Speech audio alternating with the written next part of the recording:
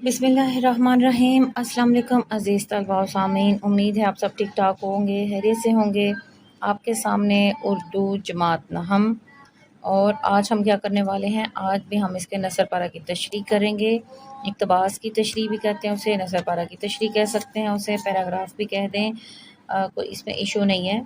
और ये बार बार मैं इसलिए आपको करवा रही हूँ, और पहले सबक पर ही तमाम बच्चे जो हैं वो हर वीडियो को गौर से देखेंगे ना, तो उनका ये सवाल बहुत पक्का हो जाएगा और बोर्ड में इनको 75 नंबर लेने में बिल्कुल भी मुश्किल या परेशानी नहीं होगी। ये बहुत अहम सवाल होता है जो अमूमन बच्चे जो हैं अटेम्प्ट नहीं कर सकते।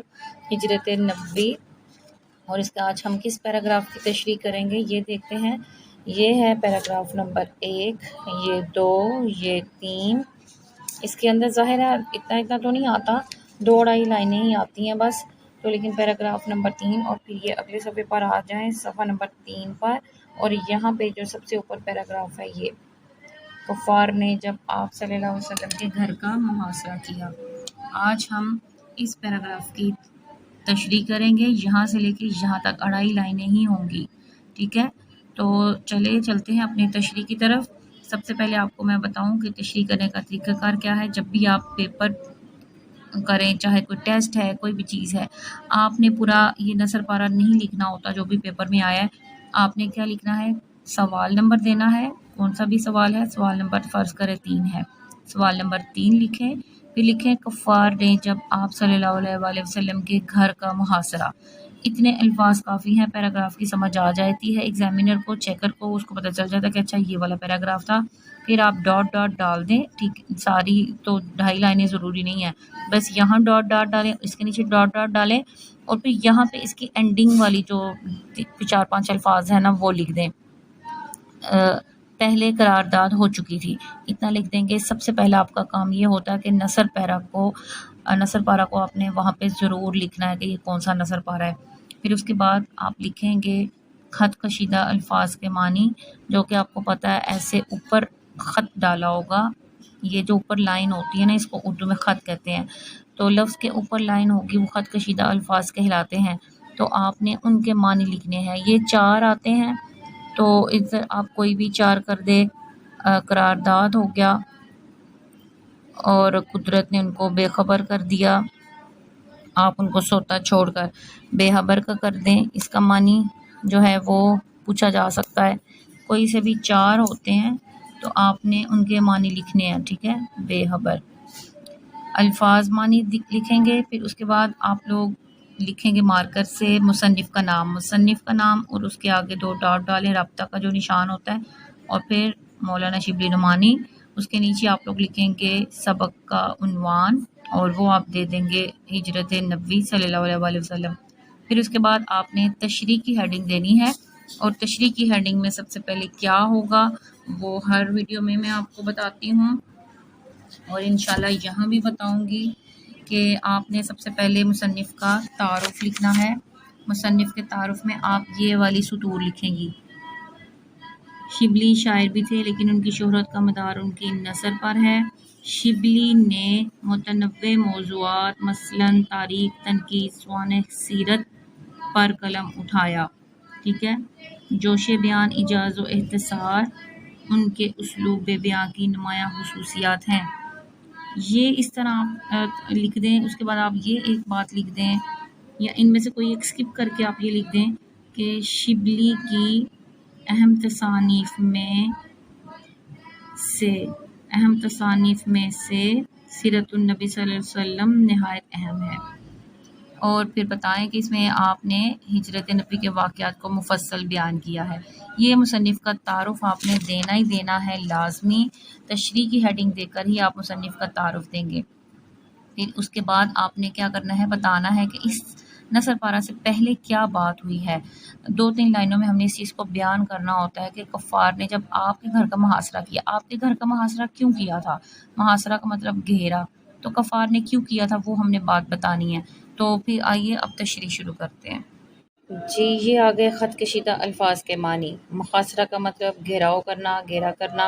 ये आप ऐसे नहीं लिखेंगे पेपर में, आपने अल्फाज और मानी लिख के ये वाला लफ्ज़ मानी लिखना है, ये वाला, ठीक है। दरमियान में लाइन लगाएंगे और इस तरह लिखेंगे मुहासरा, گھیراؤ کرنا، بے خبر، غافل، قرارداد، معاہدہ یا عہد و پیمان، ٹھیک ہے۔ تو یہ آپ نے اس طرح آپ نے الفاظ معنی لکھنے ہیں۔ تشریح کی ہیڈنگ دیں، مصنف کا تعارف میں آپ کو بتا چکی۔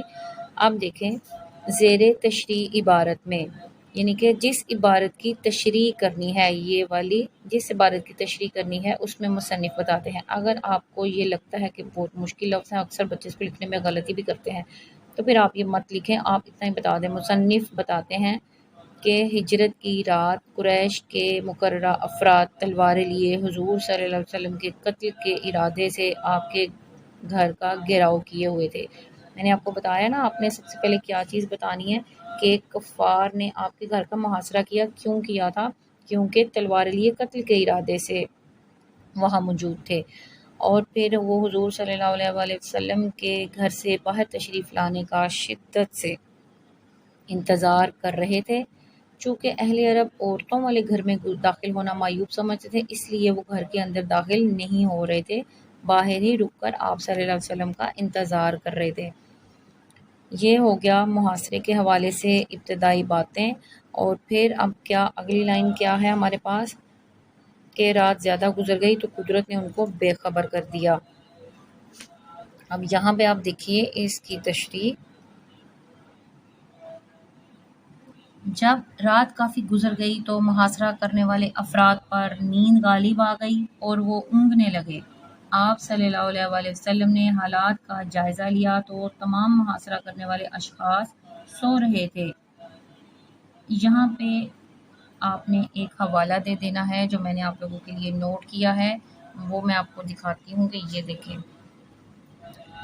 ارشاد باری تعالیٰ ہے، اور ہم نے ان کے آگے ایک دیوار اور ان کے پیچھے ایک دیوار بنا دی، پھر ہم نے ان کی آنکھوں پر پردہ ڈال دیا سو وہ کچھ نہیں دیکھتے۔ یہ اللہ تعالیٰ کا ارشاد ہے جو ان لوگوں کے بے خبر ہونے پر ہم حوالہ کے طور پر یہاں پہ دے سکتے ہیں۔ آپ پھر حوالہ لکھ کے آپ نے یہ نمایاں کر کے بولڈ کر کے لکھنا ہے حوالہ، ٹھیک ہے۔ یہاں پہ پھر آپ لکھیں گے آپ صلی اللہ علیہ وآلہ وسلم انہیں سوتا ہوا چھوڑ کر باہر تشریف لائے اور خانہ کعبہ کے قریب تشریف لے گئے۔ آپ صلی اللہ علیہ وآلہ وسلم بہت غم زدہ اور اداس تھے۔ اسی افسردہ حالت میں فرمایا، اے مکہ، تو مجھ کو تمام دنیا سے عزیز ہے لیکن تیرے فرزند مجھ کو رہنے نہیں دیتے۔ یہاں پہ آپ ایک آدھ لائن خود سے بھی شامل کر دیں تو کوئی حرج نہیں ہے۔ آپ لوگ بتا سکتے ہیں کہ کوئی بھی جو وطن ہے وہ ہر شخص کے لیے بہت معنی رکھتا ہے۔ ہمیں ہر شخص کو اپنے وطن سے جہاں ہماری رہائش ہو اس سے محبت ہوتی ہے۔ آپ صلی اللہ علیہ وآلہ وسلم کا وطن بھی مکہ تھا اور آپ وہاں سے سب کچھ چھوڑ چھاڑ کر جاتے ہوئے، ہجرت کرتے ہوئے بہت زیادہ غمزدہ تھے۔ یہ 2 لائنیں آپ اضافہ کر دیں اس حوالے سے، یہاں پہ نہیں ہے لیکن میں نے آپ کو لکھوائی ہیں، آپ لکھیں۔ یہ جی حضرت ابوبکر رضی اللہ تعالیٰ عنہ سے پہلے قرارداد ہو چکی تھی۔ یہاں پہ آپ کریں، آپ صلی اللہ علیہ وآلہ وسلم کی ہدایت کے مطابق حضرت علی امانتیں واپس کرنے کے لیے بستر پر چادر اوڑھ کر سو گئے تھے، اور پھر چونکہ محاصرہ کرنے والوں کو اس مغالطے میں رکھنا ضروری تھا کہ آپ گھر سے باہر نہیں گئے بلکہ گھر میں موجود ہیں، یہ اسی دانش مندی کا نتیجہ تھا کہ وہ آپ صلی اللہ علیہ وآلہ وسلم کے بستر پر حضرت علی کو چادر اوڑھے دے کر یہی سمجھتے رہے کہ آپ صلی اللہ علیہ وآلہ وسلم اپنے بستر پر سو رہے ہیں۔ صبح کے وقت محاصرہ کرنے والوں کو حقیقت کا علم ہوا تو آپ صلی اللہ علیہ وسلم گھر سے دور تشریف لے جا چکے تھے۔ اس پیراگراف کو آپ یہاں پہ تھوڑا سا مختصر کر سکتی ہیں، باقی باتیں آپ لکھ سکتی ہیں۔ دوسری طرف حضرت ابوبکر صدیق رضی اللہ تعالیٰ عنہ سے پہلے مشورہ ہو چکا تھا، لہٰذا حضرت ابوبکر صدیق رضی اللہ تعالیٰ عنہ کو اپنے ساتھ لے کر سفر پر روانہ ہو گئے۔ قریش مکہ نے آپ صلی اللہ علیہ وسلم کا تعاقب کیا، اسی لیے آپ اور حضرت ابوبکر دونوں غار ثور میں 3 راتیں چھپے رہے۔